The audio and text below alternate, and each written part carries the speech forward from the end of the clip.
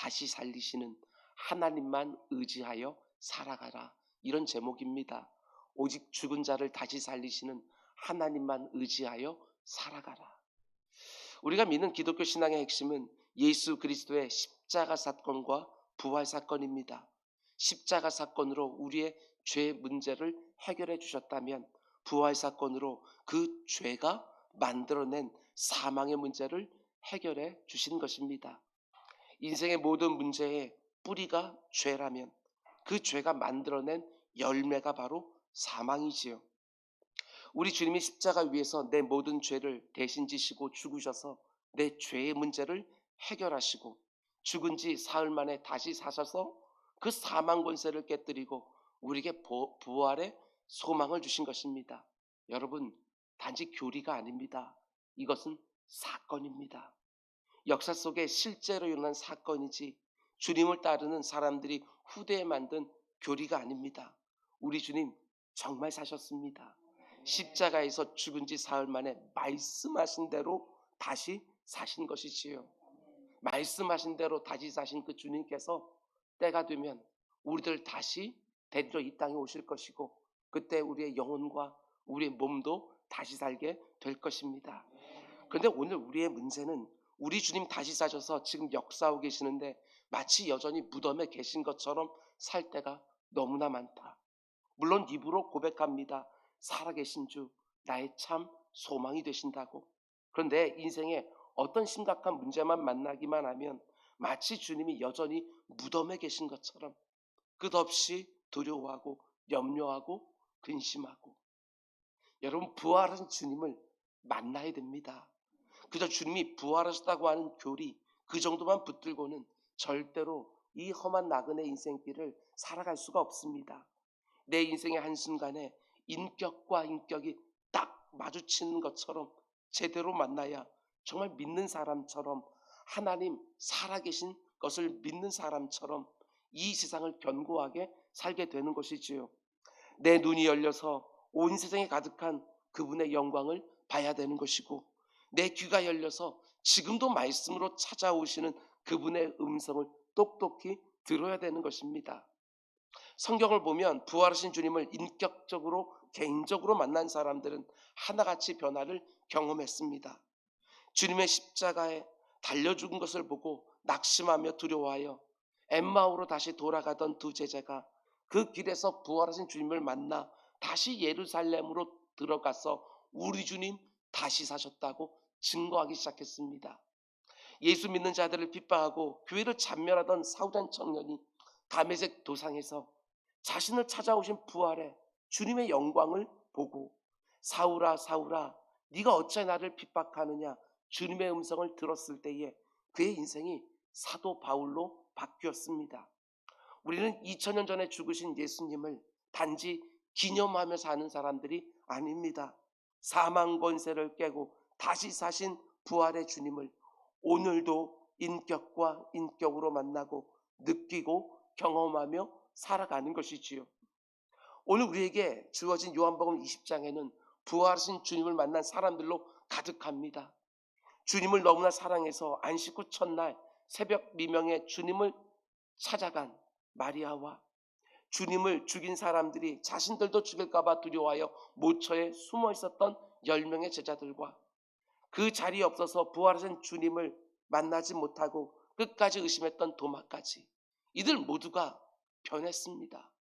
부활의 주님을 만나기 전과 후가 완전히 달라졌습니다. 우리 주님 부활하신 이 영광스러운 새벽에 그 주님을 우리 모두가 만나서 어제와 오늘이 완전히 다른 놀라운 변화의 역사가 우리 모두에게도 이루어지기를 주님의 이름으로 축원을 드립니다. 오늘 본문에서 가장 먼저 부활하신 주님을 만난 사람은 막달라 마리아입니다. 누가복음 보면 예수님이 십자가를 지고 골고다로 향하실 때 그 뒤를 따라가는 무리들 가운데 가슴을 치며 슬피 우는 여인들의 무리가 있었다 말합니다. 그 여인들 가운데 막달라 마리아도 있었습니다.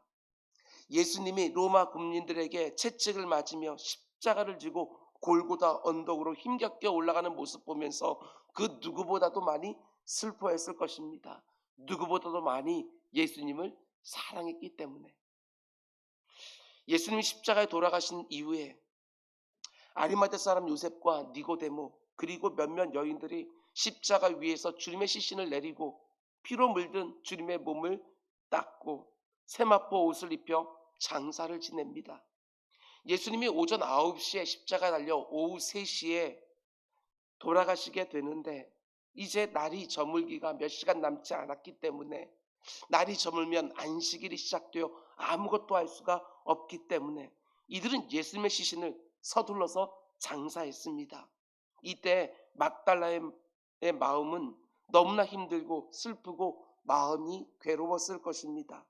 여러분 가운데 경험해 보신 분들이 있겠지만 사랑했던 사람의 시신을 거두어 자기 손으로 무덤에 묻는 일은 정말 힘들고 고통스러운 일입니다.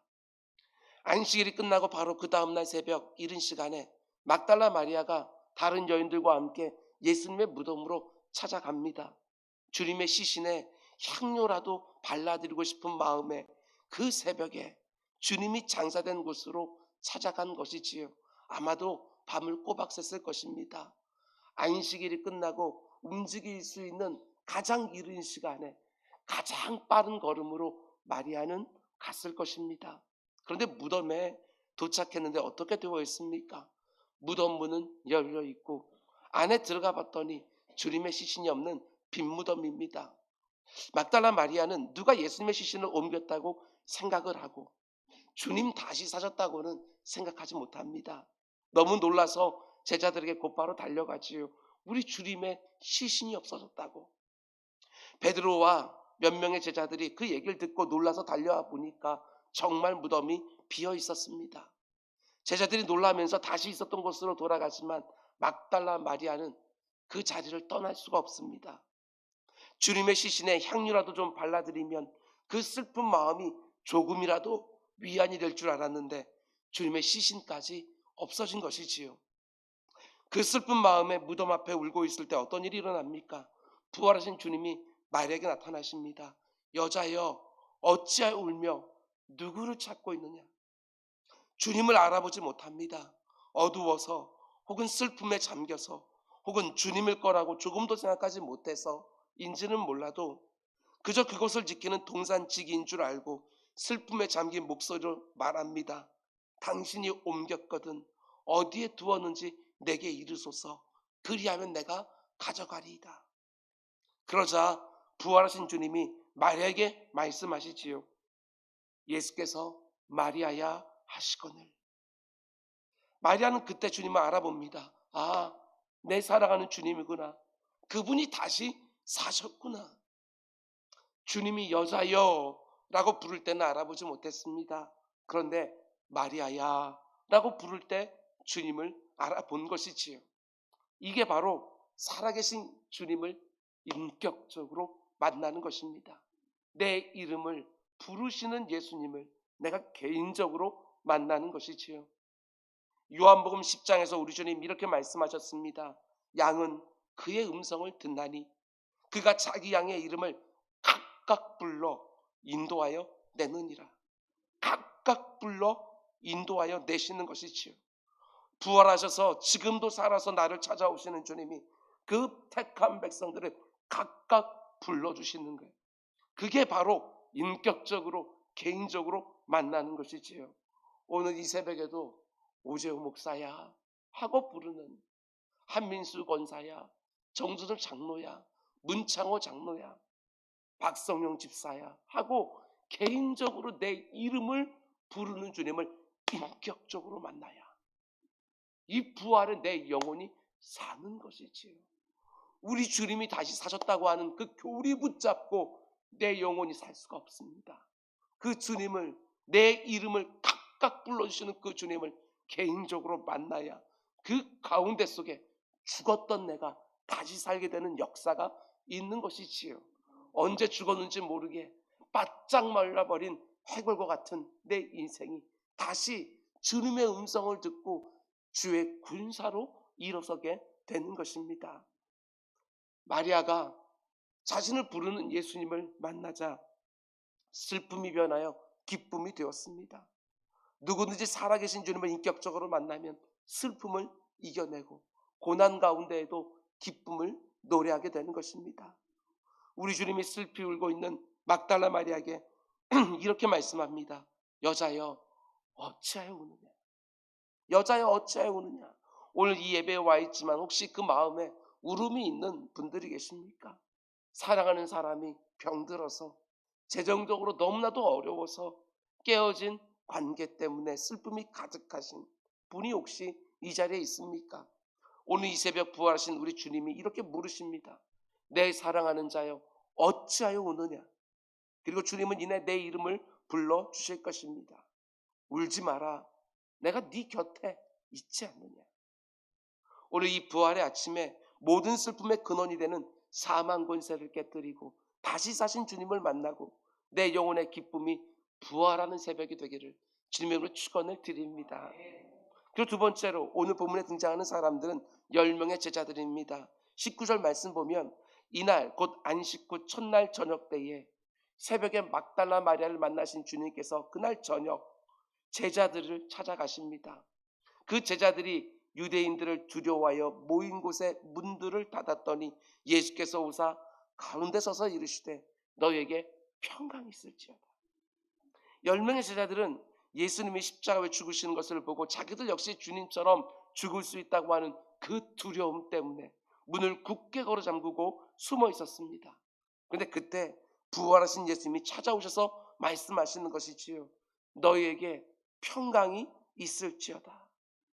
부활하셔서 자기들을 찾아오신 예수님을 보자마자 조금 전까지만 해도 두려워하던 그들이 평강을 누리기 시작하는 것이지요. 두려워하던 그 제자들이 부활하신 주님을 만나자마자 변화되었습니다.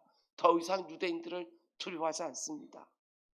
우리 주님 십자가 달리기 바로 전날 밤에 근심하고 두려워하는 제자들에게 분명히 말씀하셨습니다. 너희에게 평안을 끼치노니 곧 나의 평안을 너희에게 주노라. 내가 너희에게 주는 것은 이 세상에 주는 것과 같지 않다. 너희는 마음에 근심하지도 말고 두려워하지도 말라. 그렇습니다. 그냥 이 세상의 평강이 아닙니다. 이런저런 것들이 채워져서 내 눈에 보이고 내 손에 잡혀져서 느끼는 평강이 아닙니다.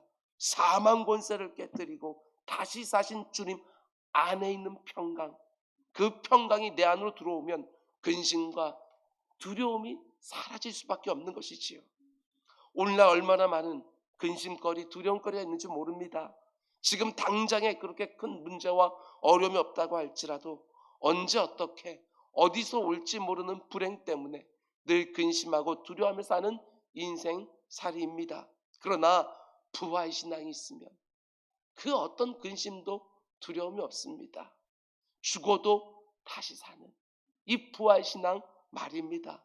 근심거리와 두려움거리가 겹겹이 쌓여있다 할지라도 거기에 눌리지 않습니다.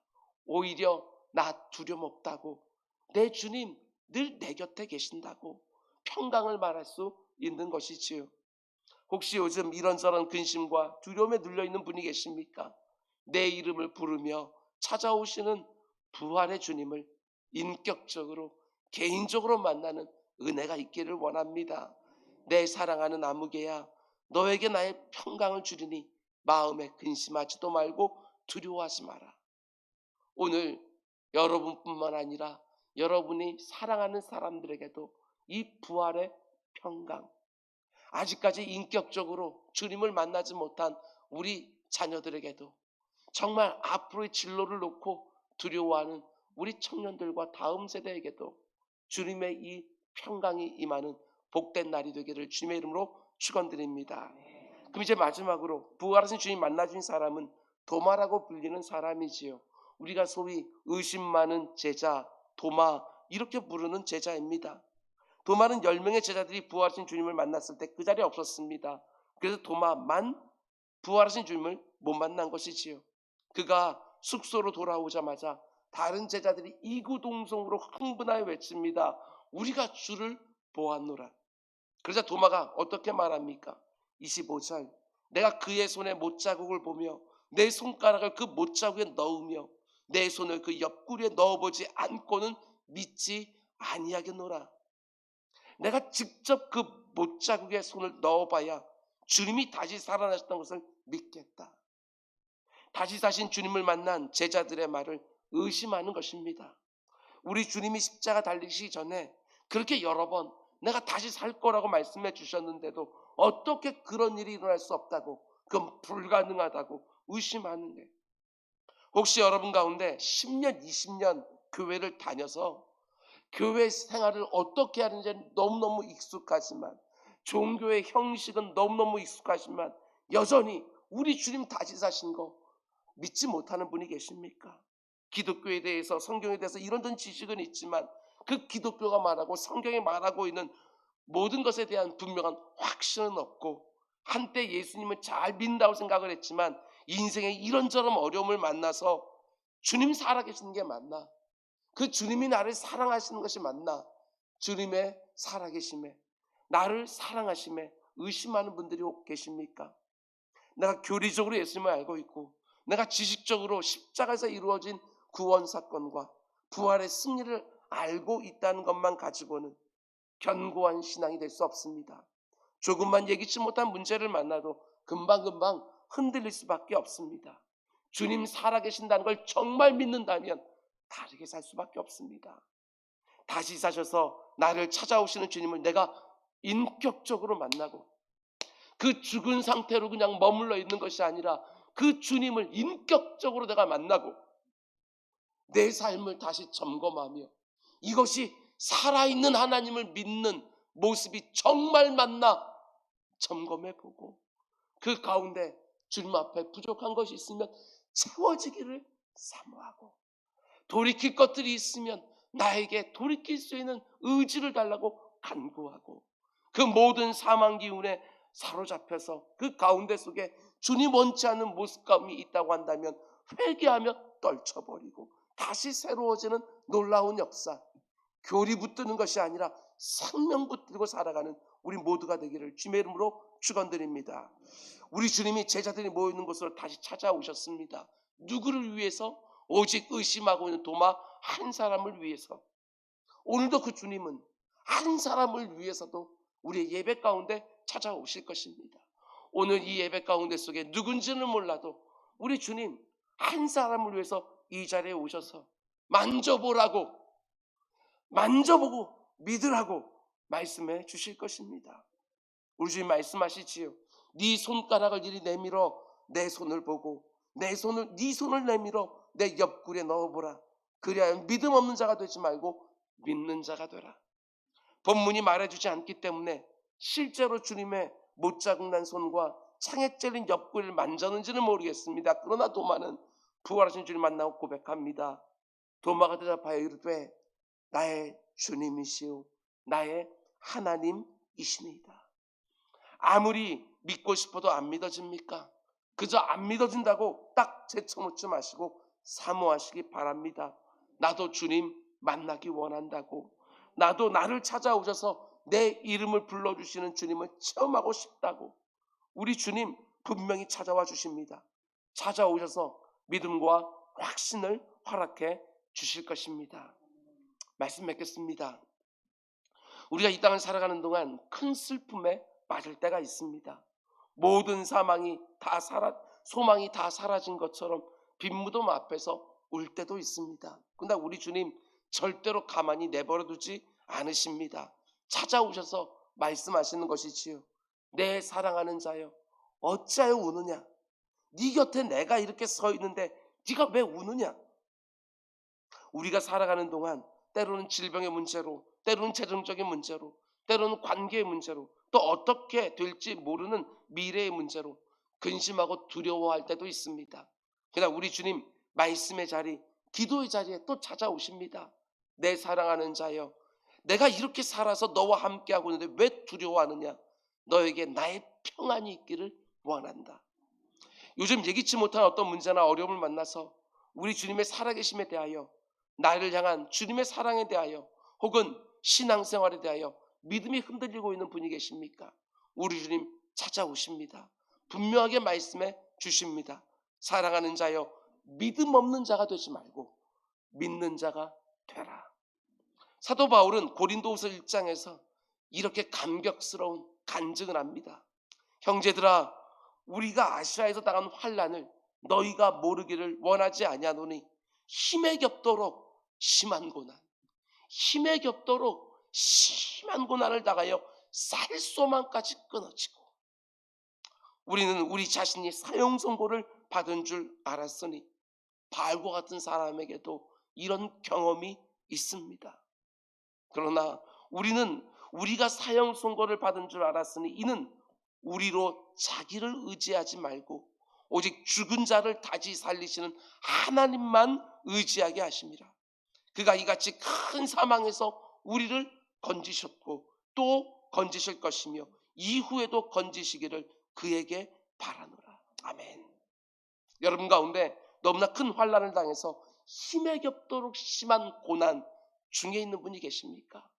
마치 사형 선고를 받은 것처럼 이제 끝났구나, 이제 정말 죽었구나, 살 소망까지 끊어진 것 같은 분이 있습니까?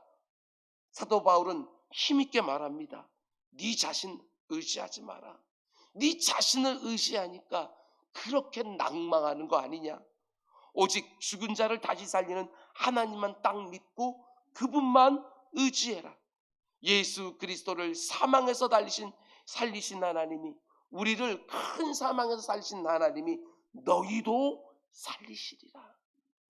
우리 주님 다윗하신 이 부활의 새벽에 지금도 살아계시는, 역사하시는 주님을 인격적으로 개인적으로 만나서 오늘 이 시간에 막달라 마리아처럼 슬픔이 변하여 기쁨이 되고, 10명의 제자들처럼 근심과 두려움이 변하여 평강이 되고, 도마처럼 의심이 변하여 믿음과 확신이 되고, 사도 바울처럼 힘에 겹도록 심한 고난을 받아서 마치 사형 선고를 받은 것 같은 상황 속에서도 죽은 자를 다시 살리시는 하나님을 온전히 의지하면서 우리 믿음으로 고백합시다. 주는 나의 주님이시요 나의 하나님이시니라. 오늘 이 복된 부활의 주일에 나를 찾아오시는 주님을 인격적으로 개인적으로 만나서 이렇게 어렵고 힘든 시대에 부활의 산소망을 가지고 힘있게 살아가는 우리 모두가 다 되기를 주님의 이름으로 축원을 드립니다. 아멘. 우리 다 자리 일어나셔서 우리 찬송가 160장